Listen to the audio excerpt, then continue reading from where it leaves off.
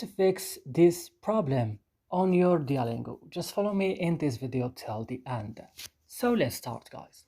First, you don't need to open your Duolingo. You will just come and open your settings of your device. After that, come and open your apps option. Here you will find all the applications that you have already on your phone. You will search only for Duolingo.